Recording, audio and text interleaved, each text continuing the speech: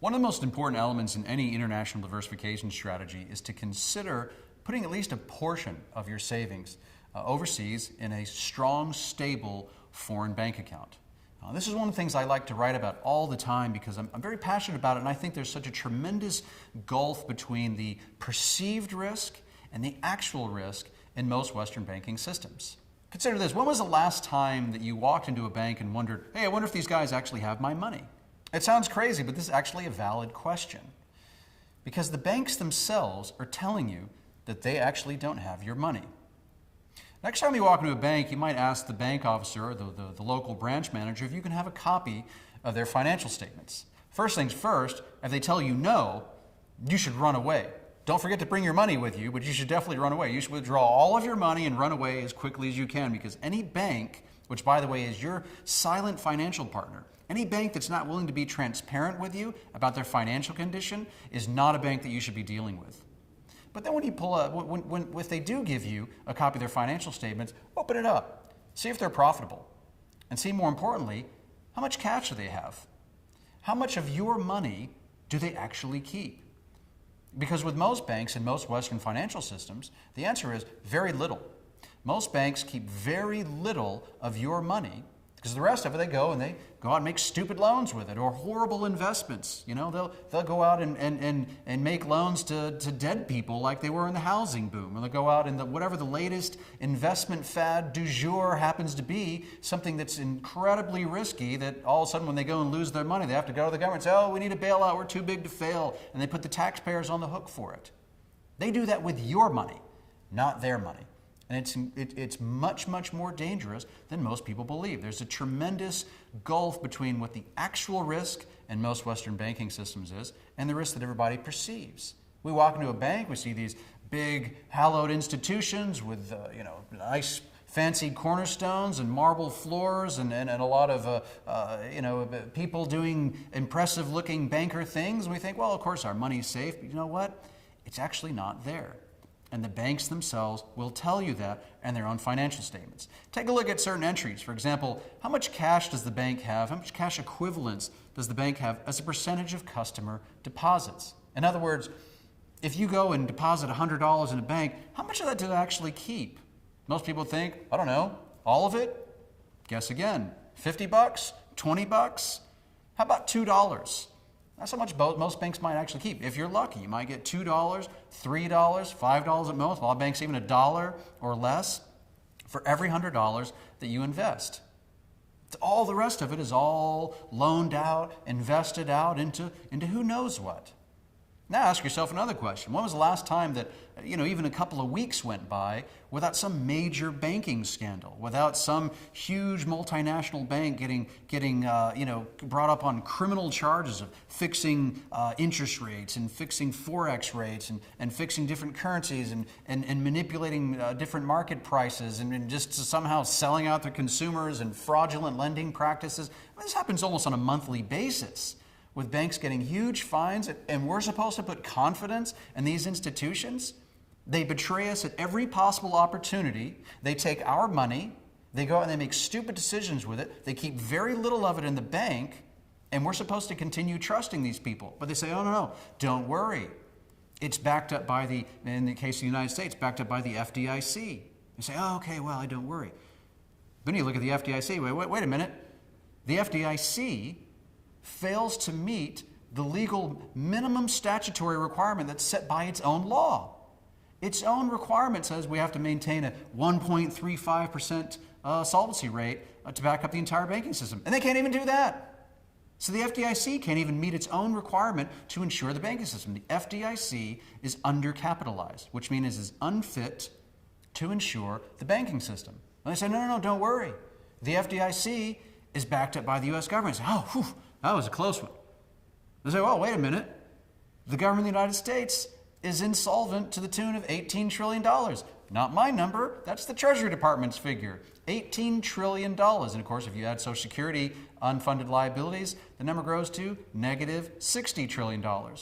So you've got an untrustworthy banking system that sells its clients out at every opportunity, that doesn't keep their money, that's backed up by a poorly capitalized insurance fund, that's backed by an insolvent government, and that's the banking system that everybody just says, yeah, no big deal. I'm sure my money's safe. No, it's not. Look, I'm not a doom and gloom kind of guy. I'm actually quite optimistic, but I'm extremely rational and data driven. Now, if you took benevolent space aliens who all of a sudden showed up and you said, hey, why don't you take a look at these bank balance sheets and tell me if you think my money's safe here? Right? They'd take one look at it and say, no, you're crazy for keeping your money there. Why would you keep your money there? That's nuts. Those guys don't hold on to your money. They go and they do stupid stuff with it. Look at their pattern, look at the history. They go out and they do crazy things with it, and then they expect you to bail them out.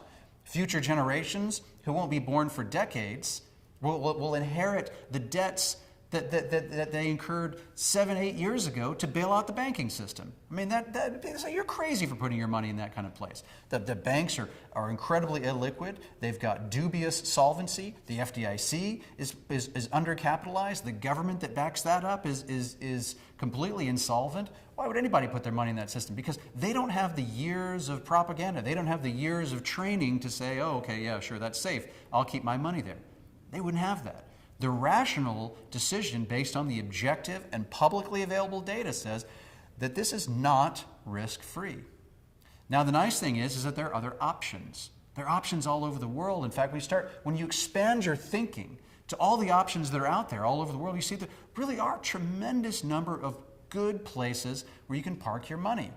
There are places, for example, where you start with a jurisdiction, a very high level. There are places in the world that have zero debt, especially on a net basis, have absolutely no debt. So you can say, well, I can put my money in a place that has no debt, or I can put my money in a place whose debt level is well in excess of 100% of GDP. Which of these two is safer? I mean, it doesn't take a rocket scientist to figure out that your money's probably safer in a place that has no debt.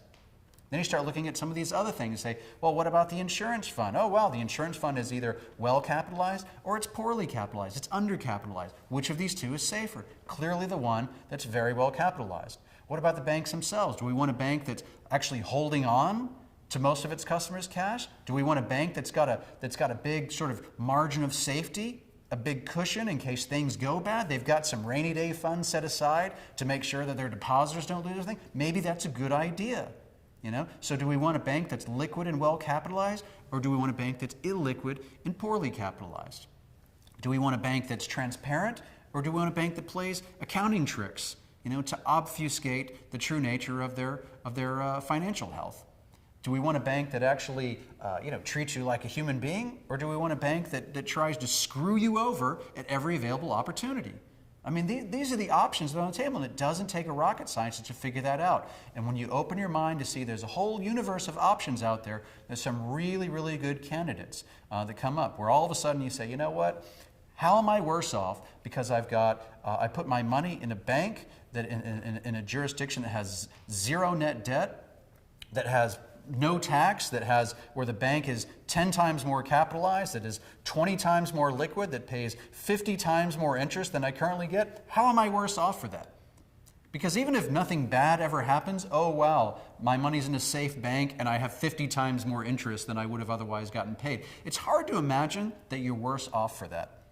But there's other benefits as well, because aside from the risk of holding your money in a banking system that frankly is a little bit shaky, there's also the risk of, if you hold all of your money, every penny that you've ever earned and saved in your entire life, in the same place that you live and work and invest and all these things, and all your money's there, what happens when one day, even by mistake, you end up on the wrong side of some agency's list, or your neighbor's kid falls in your swimming pool, or who knows what happens, and somebody wants to sue you for everything that you're worth, or they decide they want to freeze your accounts and so forth, and like that, everything you've worked to achieve either gets frozen or lost or put at serious risk.